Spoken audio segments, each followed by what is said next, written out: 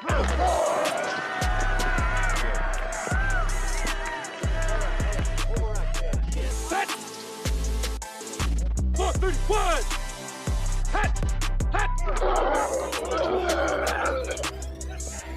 what's up, everybody? Welcome to the Sunday Morning Quarterback. We are a podcast of three pastors who love ministry, leadership, and sports. Finally, Adam is out of the sick house. Adam, how you feeling today, sir? I'm feeling great, ready to get back in the saddle here.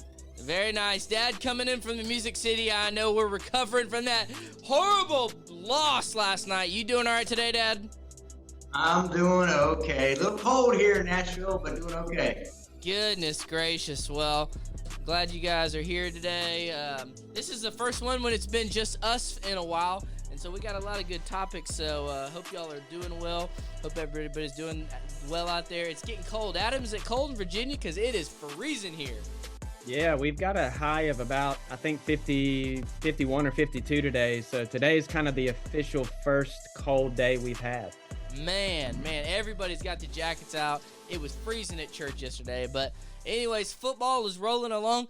Dad, I'm going to start with you. Reactions to college or NFL weekend, what storylines, what games stuck out to you or broke your heart?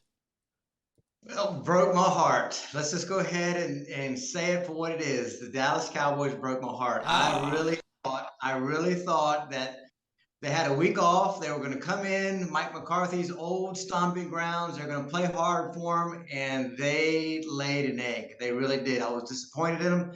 And, you got to call it for what it is. It's the same old story.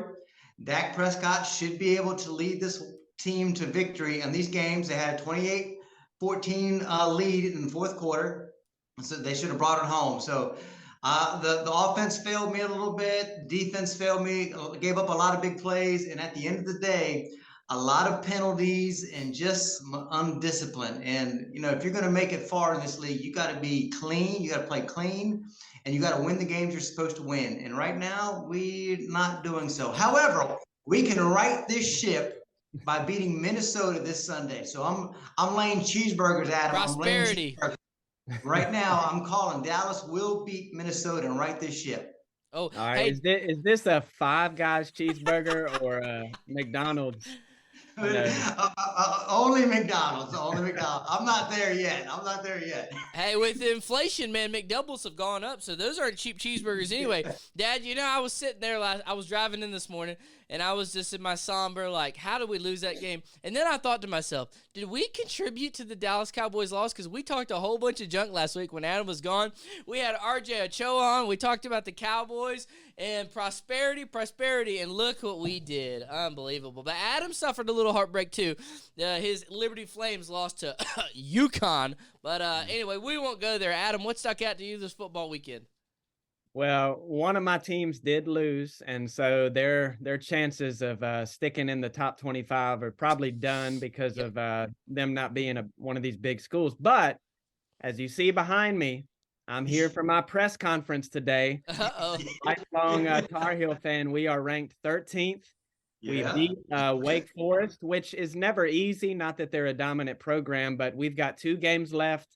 The big one is the final game against NC State. And if the Heels can handle their business, they have a chance, an outside chance, but a chance of making the college football playoff. And I will need my own episode for that. And we may need a little edit button. But that'll be great. But as far as what stood out to me, aside from my bias this week, is the color purple. All right. And I'm going to start in college, and I'm going to say the TCU Horned Frogs are real. They are real. I think a lot of people have been waiting on them. It seems like for the last 10 years, they've been a good program. They barely missed out, I think 1 year, 6 or 7 years ago, but kind of flying under the radar the last few years. But I tell you what, to go this past week and have the ranking they did at number 4, and then go to Austin, Texas, where you just know, man, they hate Texas and everything that Texas is and stands for. And to really thump them, it wasn't a close game. They are the real deal. And I'm glad to see it. I like parity in sports. So that's my first purple team. And then my second purple team, as you might guess, goes to the NFL and the Minnesota Vikings. And I'm not here to, as much as I enjoy, pick on the Cowboys per se, because the Cowboys, they've got a good roster, but, you know, Kirk Cousins in particular is exercising some demons. I think he's probably having the best year of his career if you just look at his team record. And so they're sitting at 8-1, I believe, or is it maybe 9-1 now?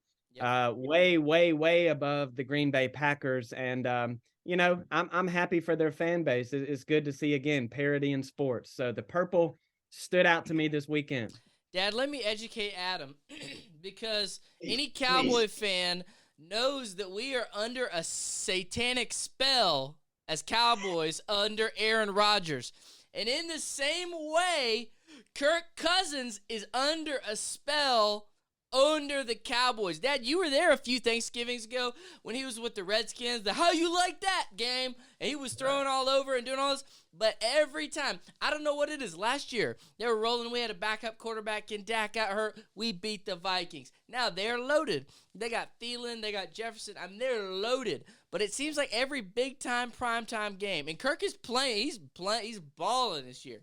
But every time, he just struggles with the Dallas Cowboys. And I don't know what it is, Adam, but the Cowboys, they're kind of like the nation of Israel. They just hate prosperity. They get out front, and they start reading their press clippings, and then we lay an egg. But we are at our best when everybody's written us off, everybody's poured dirt on us, and just like Stephen A. says, they just give us just enough. They set us up, and then they break our hearts every time, and we fall for it. Yeah, but, I loved what he said. He said the weather's cold, the holidays are coming, and the Cowboys are gonna just pander out at the end of the year, like clockwork every single year. You know, it's kind of sad if you look at all the teams that have won the Super Bowl since the last time we were in the NFC Championship. I mean, bad teams. The Bears have even been. Some of the worst teams. The Jaguars have been to the conference game. I mean, just pathetic. But you got to think that one of these days, the luck is going to turn toward the boys. But, hey, one thing that just continues to baffle me, the Raiders. Woo! Man, you got Devontae Adams and you got Derek Carr, who were supposedly college buddies, and then now they're at odds, and Josh McDaniels, and you got the quarterback backing the coach, and you got the receiver backing the coach, and they ain't backing each other. That one shocked me. Another one, Adam, you kind of pointed to it in our group chat. The Chargers. I like Herbert, and, man, everybody brought him into this year like he was the second coming of – he was right there with Mahomes or Allen, and I think he's kind of regressed a little. I don't know if it's the ribs. He just doesn't have that next extra fifth gear that Mahomes and Allen have. And so, weird day around the NFL. You know, the Packers and the Bucks, they were only going to be just terrible for so long. And so, while we blew that game and should have won it, I wasn't surprised that those teams broke out of it. So, hey, we're going to do something we hadn't done, and we won't pontificate too much on this. But, Adam, I'm going to start with you. We're going to do our top fives today. We're about midway through the season. So, Adam, here's what I want to hear first. We're gonna do the Preacher Power Rankings, okay? New segment, Preacher Power Rankings. So, Adam, the first block we're going to talk about is your top 5 NFL team power rankings. And then the second one, because the receivers have just been balling across the league this year, who are your top 5 in order receivers? But we'll just start on teams. So, Adam, top 5 teams, lay them out for us. Okay. Yeah, good. So number 5, I've got the Miami Dolphins. That division they're in it's a turnstile week by week.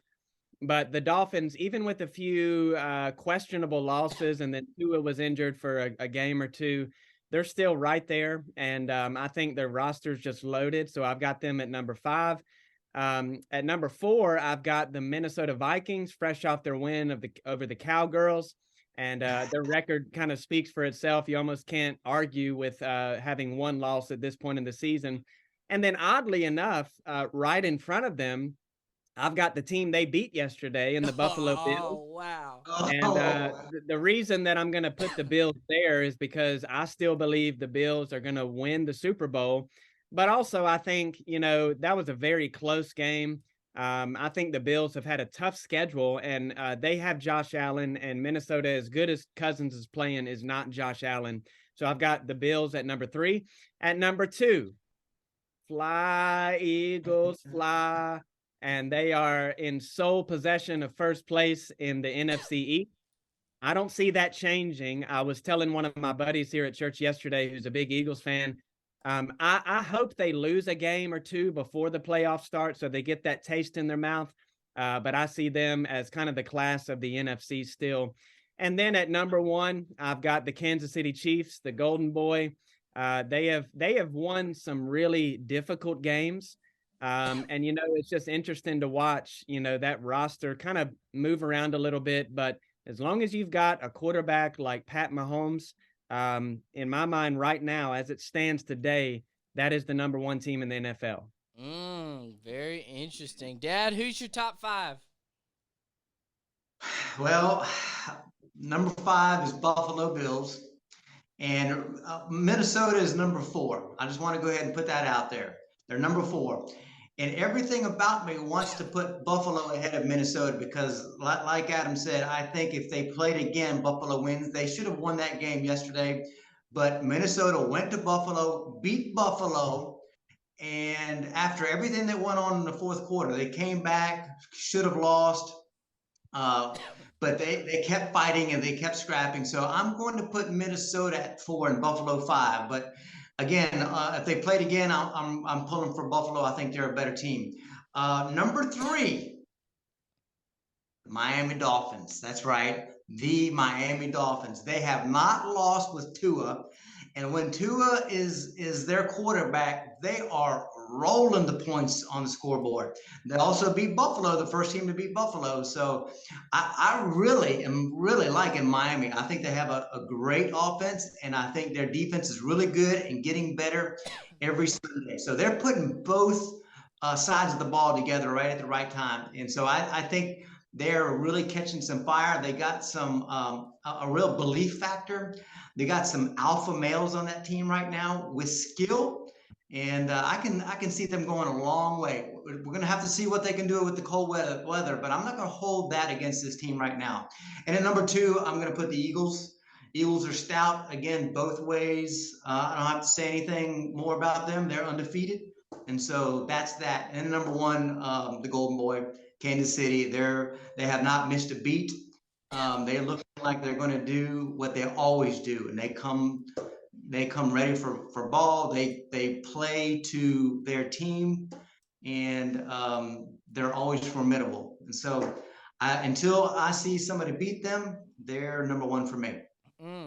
Well, I'm going to start in reverse order because somebody told y'all that Kansas City was going to run the table and everybody forgot about them and everybody's paying attention to all these other quarterbacks. So I'm going to start number 1 with the Chiefs. I tried to tell y'all what was going to happen, and sure enough, it did. And number 2, obviously the Eagles. And Adam, by the way, I'm kind of conflicted because Dallas plays the Eagles on Christmas Eve. But being that we're preachers, we have a Christmas Eve service during the game. Yesterday, I had to delete my ESPN app, turn my text notifications off because I had church meetings and I had small group. And as much as I love my Cowboys, I had to prioritize. And so I didn't get to watch the game till 2 hours after it was over. And every time I do that, they lose. And so I just I'm kind of conflicted on it. But I'm predicting right here their first loss is going to come on Christmas Eve at Jerry World. So put that in your back pocket. Hey, I don't know if when you were little, this is how great God is. Listen to how good he is. When I was a kid, my parents would allow me to open one present on Christmas Eve. And the Lord is going to deliver a present to America this year by watching America's team take another L on Christmas Eve. It's going to be a great night. It's going to be a great night. They're going to beat us twice. Hey, give that gift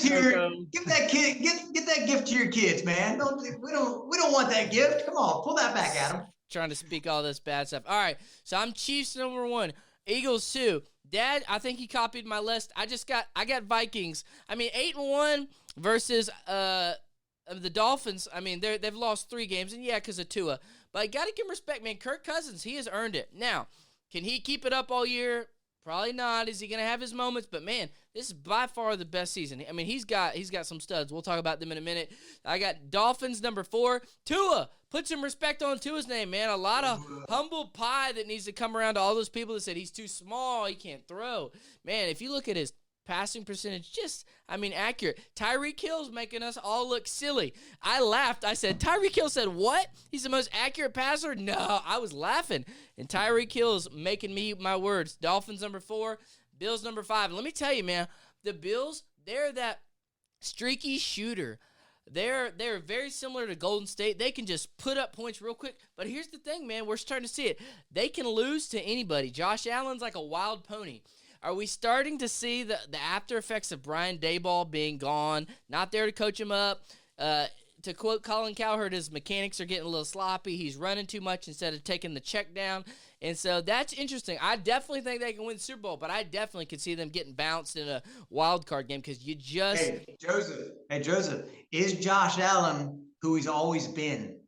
That's the question. He's always had these great moments, these great games, but he's never been able to put the whole season together. So is he who we see him to be? Yep, very similar. A lot of Brett Favre in him, just a wild gunslinger. But hey, while we're talking football and teams, each of these teams, funny enough, other than maybe one, is tied to a receiver. And this year was interesting because we saw a lot of wide receiver movement around the NFL. Teams getting a little greedy, saying, oh, we don't want to pay that receiver. And some teams, it's really costing them and biting them in the butt. And so what we're going to do, the next power ranking, is we're going to do wide receivers. So I'm going to start. And, man, this one is a real opinion. I have a feeling we're going to have different answers. Let's see. 1, 2, 3, 4, 5. I'll start at number 5. Actually, honorable mention, and this guy's probably top 5 any other year, but Cooper Kupp. Honorable mention. They're having a bad year. He's injured. He's probably out for the year. So Cooper Kupp, by the way, strong Christian if you ever watch his interviews. Very humble, strong Christian guy. Number 5, Jamar Chase. Okay, they had a little splash last year. They kind of started slow, but they're starting to come back. So Jamar Chase, LSU grad, him and Burrow, they're money. They're gonna be money for a long time. Number 4, personally, I think this guy's a little overrated, and his team stinks. And I almost didn't even put him on the list. Devontae Adams. He's starting to really miss Aaron Rodgers. He's starting to whine every game and throw his helmet, but he is a good wide receiver. Devontae Adams, number 4. Number 3, and this guy I think is underrated, which is Trayvon Diggs. If you go and look at Trayvon's at Josh Allen's numbers before Trayvon and after Trayvon really, he really gives them that deep threat. Man, he was just dominating yesterday. Hey, your cowboy bias is showing. It's Stephon Diggs. Stephon. Get it right. Look, hey, Stephon, my apologies, Stephon. And honestly, my Cowboys bias would say that we should not pay Trayvon in a few years because he's a little overrated too. But anyway, sorry. Stephon Diggs. But as great as he played yesterday, there was somebody who outdueled him. And man, oh man. Jefferson from the Vikings, he looked Kobe-esque yesterday. They just kept over and over and over. Did y'all see that play, what many are touting as, it's like they dueled. First, Stephon had this awesome one-handed grab, and then Jefferson had this. Dad, did you see the catch? Just remarkable catch. And he's so young. So him and Adam Thielen, now we're gonna neutralize him this week. And I hope he has a terrible game. But number 1, probably, I think, most underrated wide receiver probably for the last few years because of his quarterback. And this year he's shown us Tyreek Hill. The cheetah, just single-handedly has brought life and passion back to Dolphins. Man, that coach, he's a stud. That coach with Tua and Tyreek, and they got Waddle on the outside. But Tyreek Hill's my number 1 receiver in the NFL. Adam, what says you? Yeah, so I'm not going to say everything because you named the exact 5 that I've got, but I want to focus in on 2 of them because they're so similar. And these 2 are actually, like, if you just said over the last 3 years, who are the best wide receivers, it would be Stephon Diggs and it would be Jamar Chase. Yep. The reason that I really like them, they don't jump off the screen the way that some other guys do because of how tall they are and they're able to get up and get the jump ball. And not that they're not fast, but they're not Tyreek Hill fast. Both of these guys are about the same height, the same body makeup. They're strong in their legs, so they're able to run across the middle and be a threat that way. But they're also fast up the sideline as well. But I think what sets them apart from most other receivers is how well they run their routes. And that's something you've really got to, you can't be a casual football fan and pick up on that. But if you notice the timing between Josh Allen and Stephon Diggs and the timing between Burrow and Chase, I mean, it is impeccable. It is, they can go run some little out route to the sideline, and it's incredible to watch. But I like those two guys the most out of the group. Obviously, certain guys are going to have more success in different years because of their team, their schedule, their O-line, whatever it might be. But those are my two favorite receivers in the league. Very nice. All right, Dad, what's your top 5?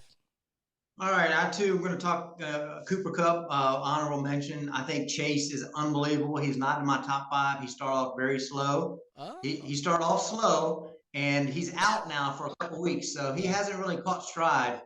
And my top 5 are predicated on this year. So I'm going to start off with Stephon Diggs as number 5. Enough's been said about him. But, I think Buffalo, they're underachieving a little bit. And so, I really expected them to lose maybe 2 games, and they're really falling by the wayside. So I put him at number 5. I put number 4, Deebo Samuels. I love his game. I love all that he brings. He brings a toughness. He runs the ball. He catches the passes when they need him most. So I got Deebo Samuels. Then I got Justin Jefferson. Of course, you saw what he can do yesterday. And then I have number 2, A.J. Brown. Yes, A.J. Brown. Oh, come on now. Forgot about him. Yeah, he has really upped that Eagles passing offense. And so he's that guy that came in and taken him to the next level. So I got A.J. Brown, number 2. And, of course, Tyreek Hill, I think, is just tearing it up right now. So that's my top 5. Tyreek Hill, A.J. Brown, Justin Jefferson, Deebo, and Mr. Diggs. Interesting. I think A.J. Brown, I mean, he's good, but they don't throw it that much. And then who did you say? You said one of them. You said one of them. Deebo. Deebo. I hate the 49ers, man. Oh, can't stand them. I wonder why. I hate them. That's because Deebo gets us every time. I hate the Niners. All the way going back to the days before I was born, stealing Super Bowls from us. Anyway, enough of that. Well, that was fun. We'll have to keep up with our power rankings. And that was interesting. Nobody had the 49ers. Their record's not very good, but everybody's bloviating about how good they're doing. We'll see. 49ers. Hey, fellas, let's make a real quick change to ministry and leadership. We're going to shift to our next segment. Adam, I'm going to set you up for this first question. One of the things we like to do in the pod is there's a lot of similarities between ministry or the life of a preacher that bleeds into the life of just a Christian life. And so a lot of times people wonder, how do pastors figure out what they're preaching, or how do they plan out their preaching calendar, or different things like that? And very similar to a lot of Christians, one of the most asked questions is, how do I know what to read in the Bible? How do I need to read through the whole Bible? How do I kind of do all that? And so, guys, let's take everybody behind the curtain. Every pastor is a little bit different. But if you would, Adam, start us off. How do you plan what you are going to preach on your Sunday sermons? Yeah, so this is something that I really enjoy doing. I'm a type A, and I love planning, and I like planning long ways out. And so right now, with about 6 weeks left in this year, I've got most of next year's preaching scheduled out already. Now, I've said in recent episodes how big of a proponent I am of preaching through books, and I do think that is the best way to be an expository preacher and to facilitate the spiritual health of your church. With that said, then you have to ask the question, well, if that's where you are, if that's what you believe, what book do you preach? Because, and then once you have picked the book, you have to figure out at what pace are you going to preach through it, which is something that has always, I don't want to say bothered me, but it's something that I've always kind of tried to figure out. And so you can be a faithful expositor and walk through the Gospel of John in 6 or 8 months. You can be a faithful expositor and spend 2 or 3 years in the Gospel of John. So I think what it usually comes down to, and this is assuming someone wants to preach through books, but this also speaks to those who are more topical in their sermon series. You just got to know where your church is. And what I don't mean by that is that you somehow have the ability to kind of look out and see, well, here's exactly what we need, because you might be aware of a handful of situations in your church. But it kind of meets at, where is your heart as a pastor? Because it starts with you.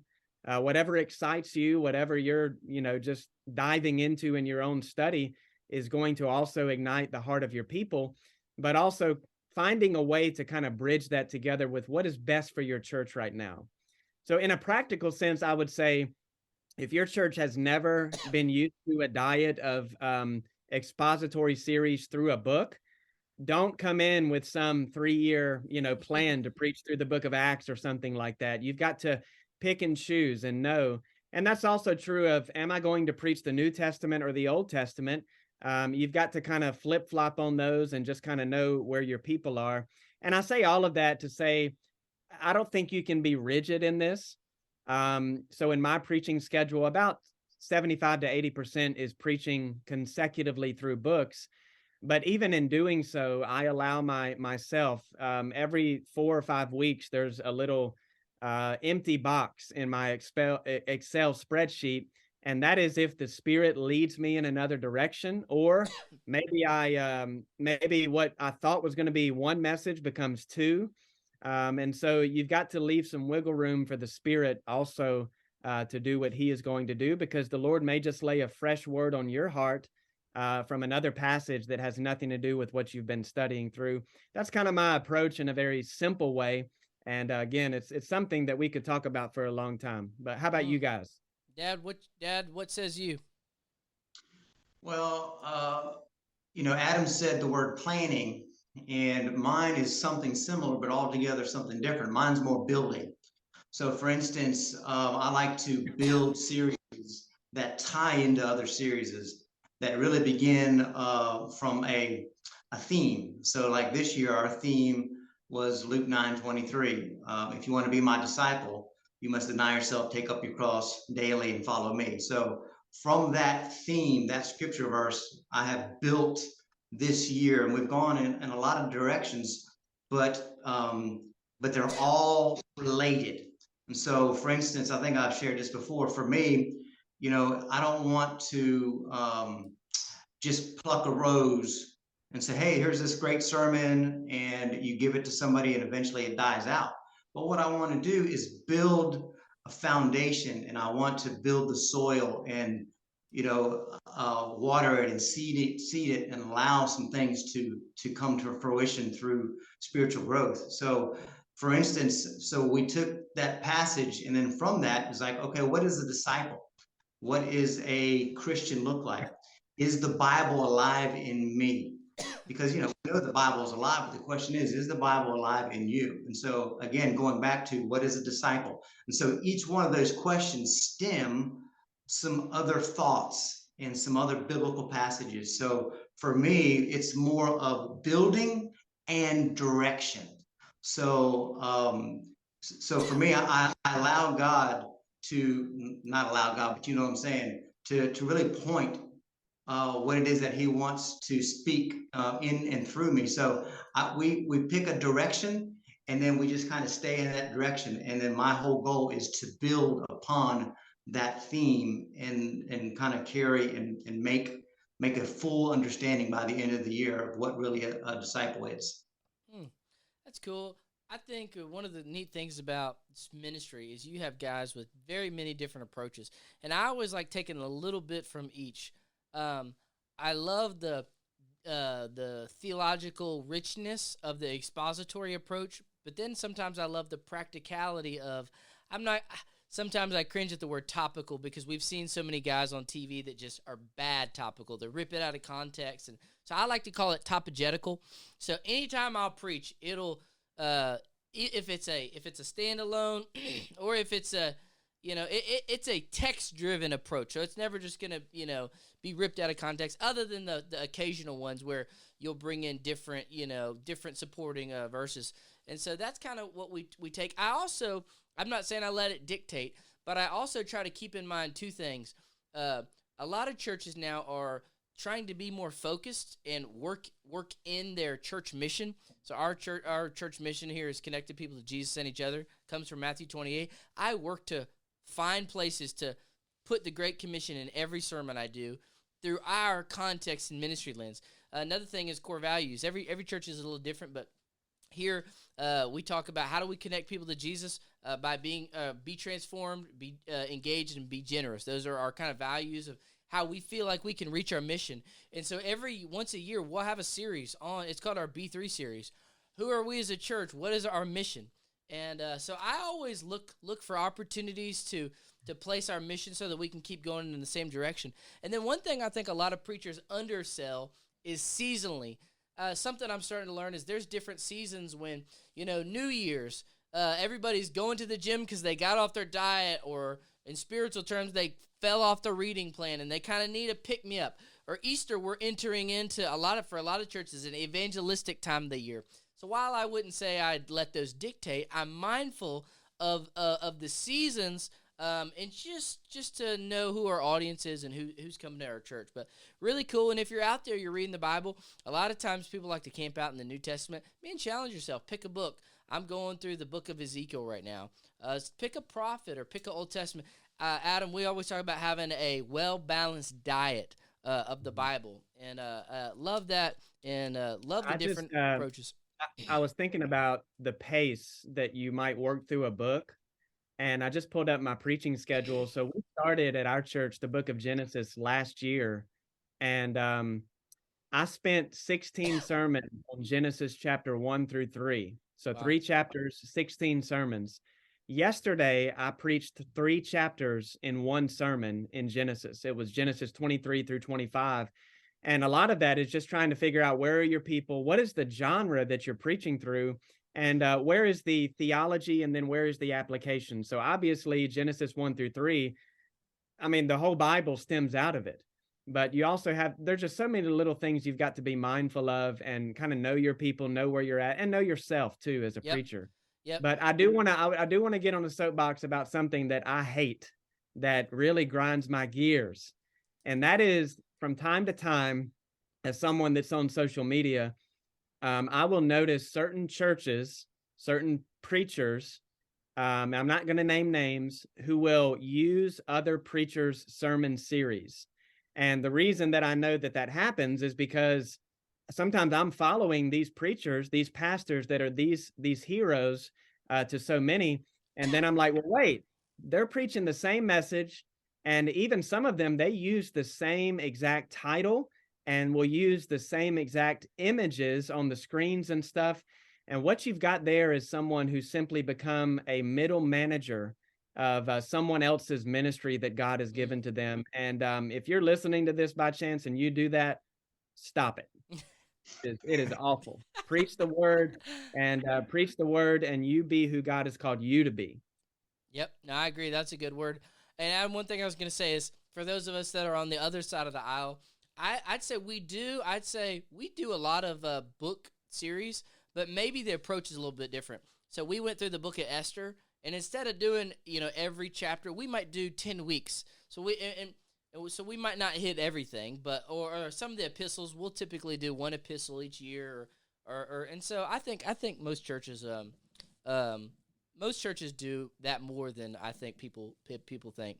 But that's a good convo. Dad, I'm going to set you up for our last final question, and we can just keep our thoughts brief on this. Wanted to have something just kind of practical. I was kind of burdened by this yesterday. I've just personally got a few situations where I'm just trying to help carry burdens. And one of the verses that I love is Galatians 6:2. It says, carry each other's burdens, and in this way you will fulfill the law of Christ.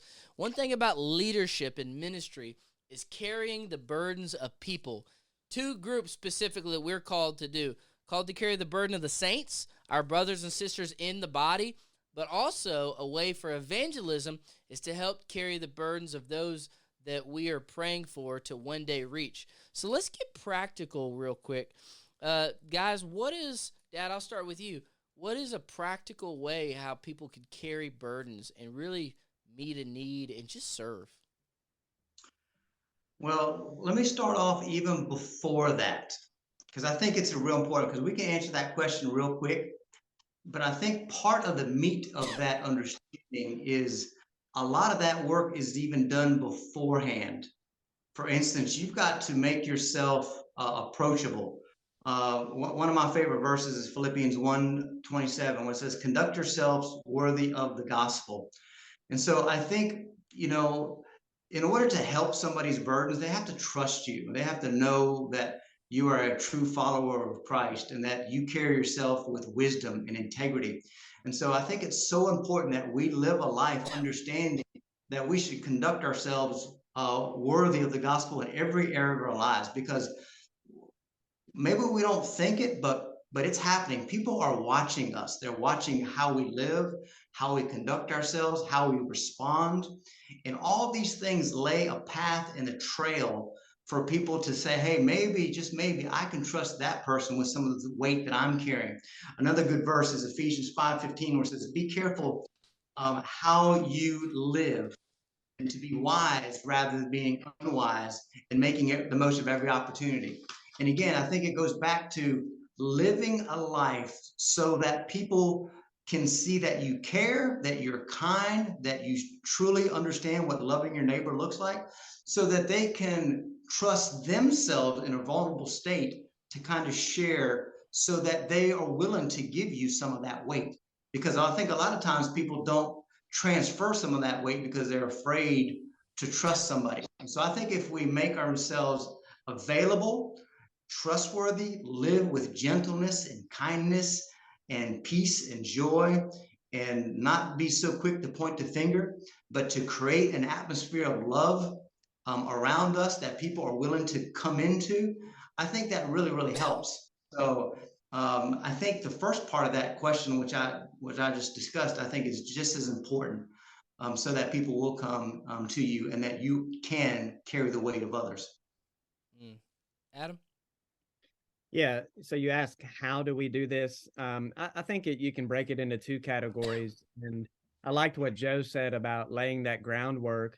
If you've got a church that is, maybe I would say something like impulsively loving and caring, it happens very organically. Like if there's a need, if someone's hurting, they're going through a major rough time, in my context at this church is a very loving church.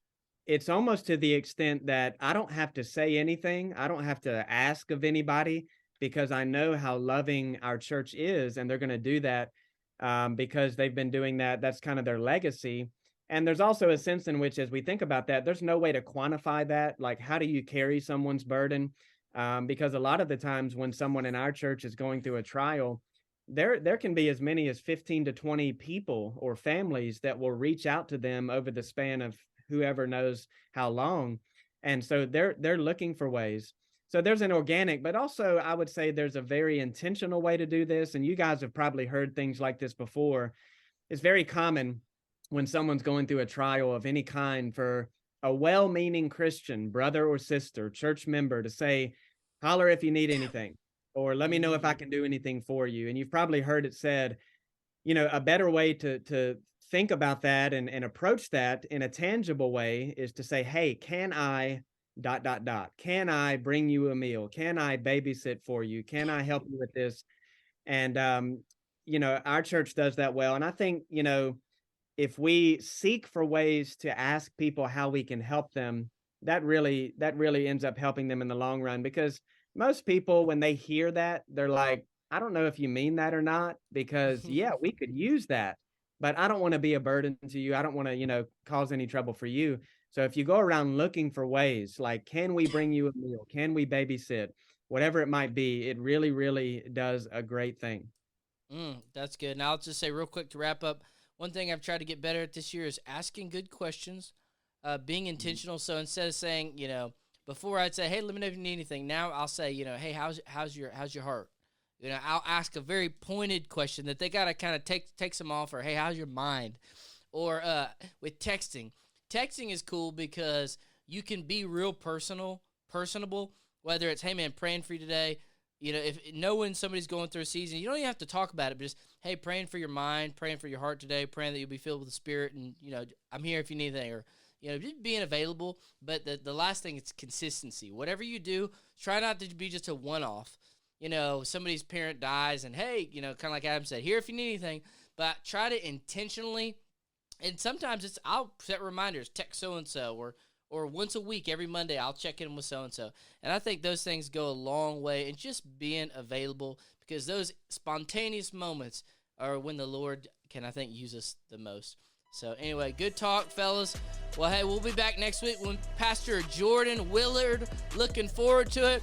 Hopefully this time next week, Dad, we're going to be gloating after our Cowboys get revenge on Adam's purple team. I called it. Cheeseburgers. All right, see y'all next week.